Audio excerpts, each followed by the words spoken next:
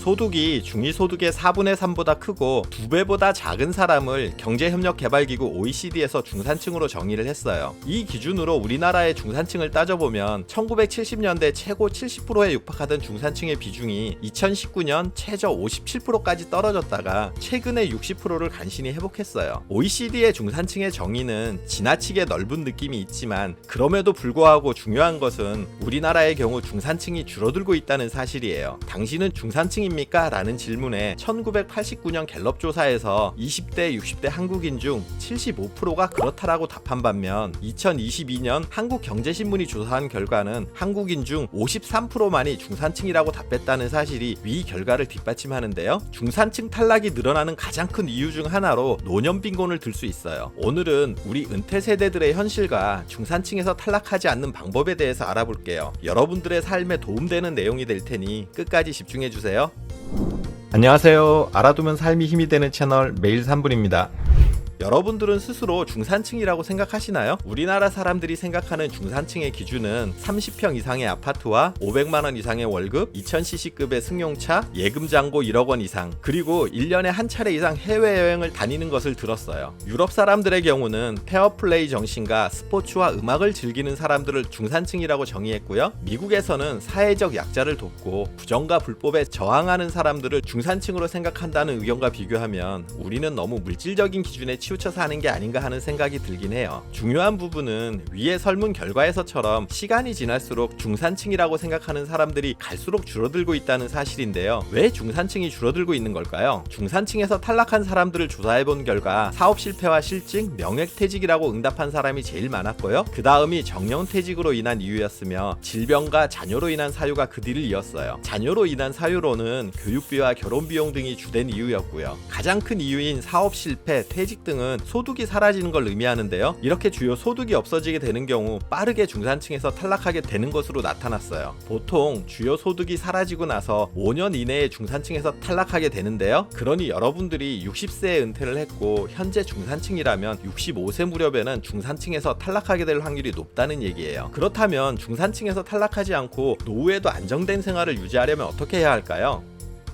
노후 중산층에서 탈락하지 않으려면 첫 번째, 소득을 유지하라. 이렇게 50대, 60대에 중산층에서 탈락하지 않고 안정적인 노후를 대비하려면 지속적인 일자리가 뒷받침돼야 할 텐데요. 노후를 맞이하는 사람들이 새로운 양질의 일자리를 가질 수 있어야 중산층의 삶을 유지할 수 있다는 거죠. 그런데 현실은 전혀 그렇지 않죠. 사업 실패나 은퇴 이후에는 제대로 된 일자리를 찾기 힘든 것이 사실이고요. 그렇다 보니 안정적이지 못하고 수입이 많지 않은 일들을 전전하게 되다가 결국 중산층에서 탈락하게 되는 건데요. 이런 상황이 지속된다면 여러분들이 현재 중산층이라고 해도 버틸 수가 있을까요? 쉽지는 않을 텐데요. 그렇다고 손 놓고 있을 수 없으니 어떻게 해야 생활을 유지할지 방법을 찾아봐야 해요. 가장 확실한 대비는 계속 일을 해서 소득을 유지하는 것이겠죠. 지금 50대, 60대이신 여러분들 중 확실한 노후 준비가 안 된 분들이라면 부부 모두 체면을 버리고 허드렛 일이라도 하겠다는 마음가짐을 가져야 해요. 일을 해서 한 달에 100만 원의 소득을 올린다면 4억 원의 정기예금을 은행에 저축한 것과 같은 효과거든요. 그런데 이 나이에 도대체 무슨 일을 하란 말인가요? 하고 말하시는 분들이 계신데요. 우리보다 먼저 초고령 사회에 진입한 일본의 사례를 참고하면 도움이 될 거예요. 일본의 유명 온라인 교육업체 유켄에서 은퇴 시니어들이 많이 수강하는 강좌들을 발표했는데요. 1위는 의료사무직으로, 의료사무는 의료 관련 기관에서 접수, 회계, 진료 청구서 작성 등의 일을 하는 자격증이에요. 이 자격증은 이직이나 재취업에 큰 도움이 돼서 지난 14년간 일본에서 부동의 1위를 유지하고 있을 정도로 인기가 높다고 해요. 2위는 조제약국 사무로, 이 강좌 역시 오랜 기간 최상위 자리를 유지하고 있는데요. 이 자격증은 병원이 아닌 약국에서 사무를 도와주는 일이에요. 이들 1, 2위 강좌의 인기는 초고령 사회 일본의 의료 수요가 얼마나 늘어나고 있는지를 보여주는데요. 초고령 사회로 빠르게 치닫는 우리가 참고할 내용이에요. 3위는 금융으로 부동산업계 취업과 이직에 도움이 되는 파이낸셜 플래너 강좌였는데요. 이 강좌의 인기도 고령화로 인해 긴 노후의 재정 설계에 대한 수요가 커지고 있음을 반영하고 있어요. 인기 강자를 분야별로 살펴보면 초고령 사회인 일본의 모습이 더 뚜렷해지는데요. 종합 랭킹 30위권에 드는 강자 중 의료, 요양 부문이 무려 10개를 차지했어요. 앞서 말한 의료사무와 조제약국사무 외에도 요양사무원, 치매간병사, 멘털 헬스 매니지먼트, 레크레이션 요양사 강자에 제2의 직업을 준비하는 시니어들이 몰리고 있고요. 또 건강, 음식과 관련한 직업도 빠질 수 없을 텐데요. 4위가 식생활 어드바이저였고 이외에 건강식생활 실천 플래너, 식이요법 코디네이터, 조리사 등의 강자가 상위에 올랐어요. 그만큼 고령화 사회에서는 건강한 식생활에 대한 수요가 많아지고 있다는 얘기일 텐데요. 이런 부분도 우리가 참고해서 미리 대비하면 도움이 될 거예요.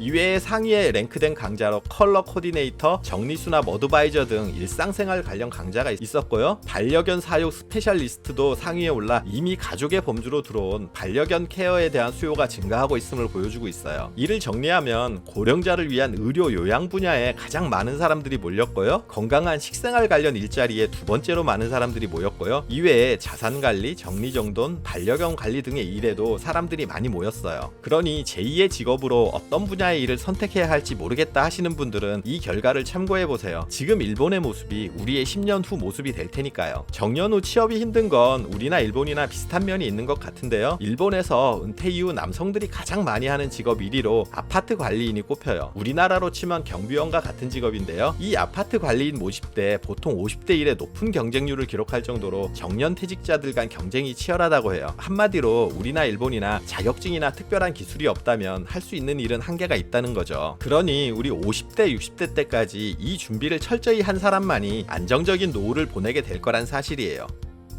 노후 중산층에서 탈락하지 않으려면 두 번째, 자녀 리스크를 대비하라. 기혼 여성 11,205명에게 자녀에 대한 부양을 언제까지 책임지는 것이 적당한지 물은 결과 가장 많은 59.2%가 대학 졸업할 때까지라고 대답했고요. 취업할 때까지가 17.4%, 혼인할 때까지도 7.1%인 것으로 나타났어요. 그렇다면 자녀를 한 명 키우는 데는 얼마나 들까요? 태어나서 대학교를 졸업할 때까지를 기준으로 자녀 한 명을 키우는 데는 평균 3억 4,700만 원이 드는 것으로 나타났어요. 이것도 몇 년 전 자료니 현재는 더 많은 금액이 들 텐데요. 어마어마하죠? 이렇게 많은 돈을 들여서 공부시킨 자식들이 졸업하고 나서 제 살 길을 찾아서 잘 살아주면 다행이겠지만 현실은 그렇지 못하다는 게 문제예요. 우리나라 20대 이상 성인 중에 생활비를 부모한테 의존하는 사람이 314만 명이 있다고 하고요. 이 중 30대 이상도 무려 65만 명이나 든다고 해요. 흔히 캥거루족이라고 해서 나이가 들어도 독립해서 나가지 않고 부모에게 얹혀서 사는 자녀들을 얘기하는데요. 이게 우리만의 문제가 아니라 일본도 심각한 문제라서 일본에서는 캥거루족을 패러사이트 싱글이라고 해요. 우리말로 번역하면 기생충 독신이 될 텐데요. 한마디로 부모에게 얹혀 부모의 노후 자금을 갉아먹는 기생충 같은 존재라는 의미가 될 거예요. 이런 자녀들이 있는 한 부모가 아무리 노후 준비를 잘한다고 해도 그 계산은 틀어지게 될 거예요. 그러니 아무리 자식이 귀하다고 해도 일정 연령 이상이 되면 무조건 독립해서 혼자 사는 법을 익히게 해야 해요. 부모의 지원 없이 혼자 벌어서 먹고 사는 법을 터득해야 자녀 스스로도 제대로 된 성인으로 거듭날 수 있는 거거든요. 그리고 자녀가 캥거루족이 아니라 혼자 독립적으로 잘 지낸다고 해도 문제가 끝난 게 아니에요. 우리에겐 자녀의 결혼이라는 높은 산을 넘어야 하거든요. 2020년 KIDI 은퇴시장 리포트에 따르면 자녀 결혼 비용으로 평균 1억 194만 원이 들어간다고 해요. 그런데 은퇴 시 받을 퇴직금은 평균 9,466만 원으로 예상이 돼 자녀의 결혼 비용을 충당하기에도 부족한 것으로 나타났어요. 다행히 최근 들어 부모가 자녀의 결혼 준비 비용을 지원해야 한다거나 결혼 후에도 자녀를 돌볼 책임이 있다는 인식이 점점 줄어드는 것으로 나타났어요. 이윤석 서울시립대 도시사회학과 교수와 이진숙 한국여성정책연구원 연구원이 부모 후 결혼에 자녀 지원에 대한 태도 변화를 발표했는데요. 자료에 따르면 부모는 자녀의 결혼 비용인 혼수, 신혼집 마련 비용을 책임져야 한다는 질문에 매우 그렇지 않다와 그렇지 않다의 부정적인 의견의 비율이 2010년 18.8%에서 2015년 33.6%, 2020년에는 46%로 증가했어요. 2010년만 해도 80% 이상이 자녀의 결혼 비용은 부모의 책임이라고 답한 반면 10년 이후인 2020년에는 거의 절반 가까이가 부모의 책임이 아니라고 답한 거죠. 부모 마음이 다 그렇듯 재산이 많다면야 자식에게 결혼 비용을 얼마든지 해줄 수 있겠지만 그렇지 못하다면 분명 한계를 정해둬야 해요. 제 개인적으로는 자녀가 학업을 마치는 것까지 부모가 도와준다면 그 이상은 부모가 자녀에게 지원해줄 것이 없다는 입장인데요. 결혼은 상대방이 있는 거라서 또 그게 마음대로 다 되는 건 아니잖아요. 노후 비용을 덜어서 자녀의 결혼 비용을 대줄 경우 자신의 노후가 힘들어진다는 사실을 기억하세요. 해줄 수 있는 한계치를 확인하셔서 미리부터 자녀에게 얘기를 해둬야 해요. 그래야 막상 결혼이 닥치게 돼서 생길 갈등을 미리 예방하는 게 되거든요. 이런 말이 있어요. 부모가 누더기를 걸치면 자식들은 모른 척하고 부모가 돈주머니를 차고 있으면 자식들은 모두 효자가 된다. 오늘 노후 중산층에서 탈락하지 않는 두 가지 방법으로 제2의 일자리를 준비하는 것과 자녀 리스크에 대비하는 방법에 관해서 말씀드렸는데요. 이외에 노후를 대비하는 좋은 아이디어나 지혜가 있으시다면 댓글로 남겨주시면 다른 분들에게도 도움이 될 거예요. 그리고 오늘 정보가 도움되셨다면 구독, 좋아요, 알림 설정 해주시고요. 더 유익한 영상으로 다시 찾아뵐게요. 저는 매일 3분 대표 큐레이터 송한결이었습니다. 감사합니다.